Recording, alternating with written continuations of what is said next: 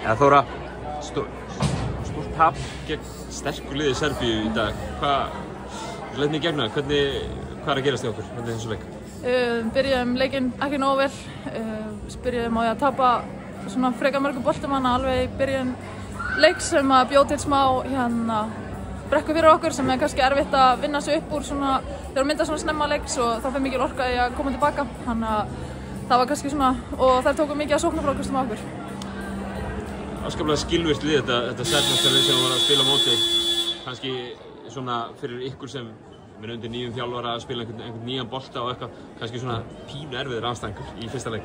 Já, auðvitað, en bara langflest lið sem við mætum í þessum undankeppnum eru erfið og hefur verið svoleiðis undanfarin ár, þannig að við ættum að vera kannski aðeins vanari þessu. En já, auðvitað setur það kannski smá strik í reikningin að við erum að hlaupa nýtt sóknarkerfi og það var kannski svona misskilningur á milli leikmanna sem að skapa þess að töpuðu boltann í byrjun. En svo tölum við góðu kaflana í þessu leik, það er eitthvað partur þarna í fyrsta leiknum þetta og svo lokinn á leiknum sem að kemur bara virkilega orka inn hjá okkur. Ekkert að nefna neina hverju voru að koma með það en þú veist það var samt bara svona, það náðu að finna einhverja hluti þarna. Það lítur að vera jákvætt að þrátt fyrir að vera svona mörgum stuðum undir að það komi einhvers staðar orka á kraftur. Já, ég skal nú bara nefna einhver nöfn. Rebekka kom bara ótrúlega vel inn í þetta hjá okkur og gerði ótrúlega vel þegar hún kom inn á, duglega að sækja körfuna og sækja villur, þannig að við þurfum að gera meira af því. En það er auðvitað mjög gott að fá hana inn á til þess að sprengja kannski leikina eins upp fyrir okkur. En já, við þurfum klárlega bara að stíga næsta skref fyrir næsta leik. Nokkrir dagar í næsta leik, við fáum ekkert marga daga til að liggja á þessum. Þurfum vantilega bara að fara að kynna ykkur portugalska liðið á morgun.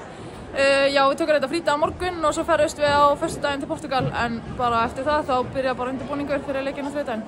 Svolítið skrítinn riðill sem er í þriggja liða riðill, þar sem að þriðja sæti í raunveruninni gæti komist eitthvað áfram með hengi? Jú, ég er ekki alveg klárað en ég held að það sé eitthvað svoleiðis. Já, en það þarf þá að vera einhver úrslit. Hvernig líst þér á Portugalsleikinn? Bara vel, það verður örugglega bara svipaður leikur. Það er reyna að setja upp einhverja svona stífa vörn á móti okkur og það eru frekar nálægt Serbunum í styrkleika listanum. Þannig að við búumst bara við hörkuleik þar líka. Þannig að við þurfum að koma bara tilbúnari í leikinn og beittari. Kærar þakkir Þóra og gangi ykkur vel út í Portugal. Takk.